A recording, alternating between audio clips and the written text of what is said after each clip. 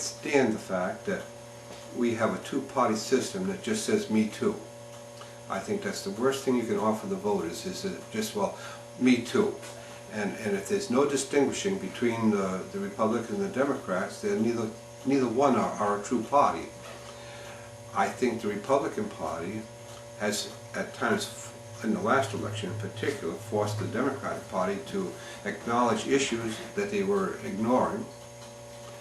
And I think that there should be clear distinctions between the parties to give people real choices. I'm a libertarian. Yeah, and I think that's, I don't think that's far right. I think that, you know, part of being a libertarian is to believe in the Constitution. And there's nothing wrong with believing in the Constitution. And to say that that's old-fashioned. In fact, we have a Republican president who says it's just a piece of paper. I don't think he deserves to be a president to make a statement like that. I think the Constitution is almost as sacred as the Bible. It's the law that this country was founded on, and to ignore its meanings and its words is to ignore all our heritage and to bring us into a one-world government where we're all under a fascist form of government, which we're heading to. And I keep referring to this thing as fascism, and people are going to get sick of hearing it, but we are no longer a true representative republic. We have become a fascist form of government in this country. I said for years we were socialists, but we've gone beyond socialism. We are now into fascism. 1938, Adolf Hitler says that the world was going to follow his lead because he had true gun control.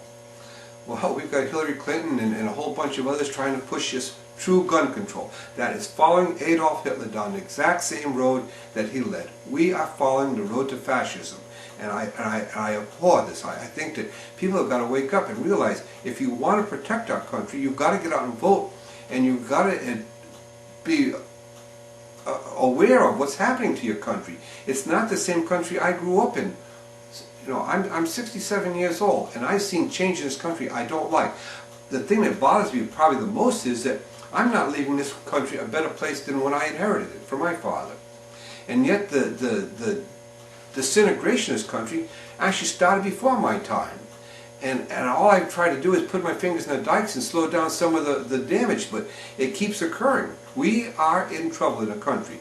And somebody's got to stand up and say, we can't take it anymore. We've got to have people in office that are honorable people, respectable people, that will vote to maintain the rights that we were originally born with. You can't sell your birthright.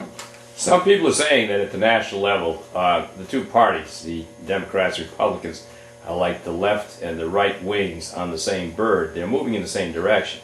And we do know that over a period of time, all presidents, both Republican and Democrats, have continued to legislate with executive orders. The most recent one that came down is the potential that they can take your rights of habeas corpus away by simply declaring you as a terrorist of the state. And then they define what terrorist would mean. Yeah, but again, this is such an abuse of the executive order. The executive order was originally intended to be just to be used in wartime.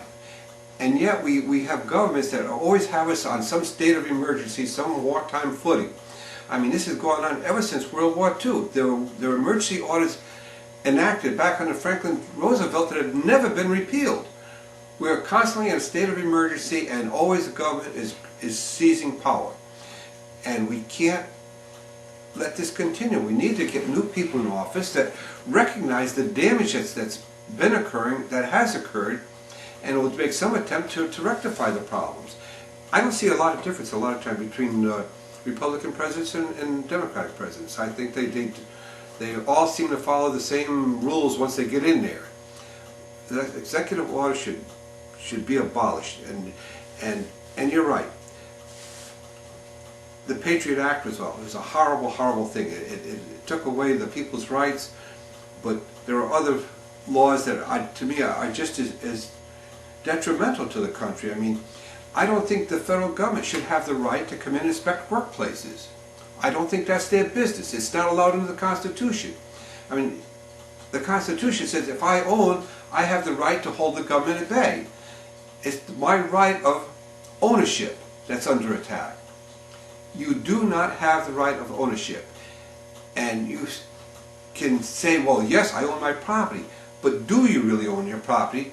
Because it's already proven down in London and here in Windham that if the government wants it, they'll take it by eminent domain. And you can dispute them, but you will be forced out eventually. But more insidious, rather than the actual physical taking of your property, is the control of your property. And this is what's happened more and more, is our property is being controlled by state and federal government so that you no longer have the use of your property. And wetlands acts to OSHA regulations to tax codes, there's a whole myriad of laws and decrees that stifle business and control your life, even your home ownership and activities. Perhaps one of the biggest things that we're looking at today is the fact that president after president in recent decades has basically gone to war without a declaration of Congress. And this again is totally against the Constitution. And we've gotten in a great deal of trouble, not just in Iraq but elsewhere. And I think there's also a danger that we might even end up at war with Iran with no approval by Congress. And I personally believe that this is another danger, and the Constitution has been set up, and the Constitution is basically the law, which is the ultimate law, which is being ignored day after day. Let me just ask, I'd like to conclude this interview, but I believe that a man like you, with the passion that you have to protect the Constitution and individual rights, I believe that we need people like yourself at the local level. I personally believe, for example, that if we're going to take our freedoms back, it's not going to be from the top down, it's actually going to be from the bottom up. It has to be a grassroots effort. And I personally believe that that's why a man with you and the passions that you have for preserving and protecting the Constitution is absolutely important. And I think that you can do things at the local level which are not being done at the national level. What do you think about this? Well, I'm not sure how much I can actually do, but at least I speak my mind. I tell people the way how I view an issue and what I think its import is. I can't say that I've won a lot of battles over the years, but I think maybe I've slowed down the socialist growth a little bit. And I become a sounding board for other people a lot of times. I mean, it's you know, I say what I say, and I mean what I say. I have my... You're right, I do have strong feelings about the Constitution and the role of government. I think government has overstepped itself, and I think that we need people in office who respect the Constitution, and I don't see it happening.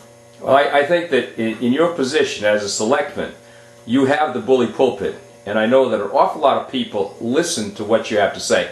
As I said at the outset of this interview, which probably is going to be about 4 or 5 reels down the road because I think we're going to have to cut this up a little bit, you're a man that people amongst the Democrats and amongst some of the Greens as well as the Republicans would indicate that you are a man of basically few words, but the words that you say are very carefully chosen. And I think that this is extremely important because people really listen to Bill Rood when Bill Rood talks. And I'd like to thank you today for this interview. Thank you, Bill. Is that something like E.F. Hutton?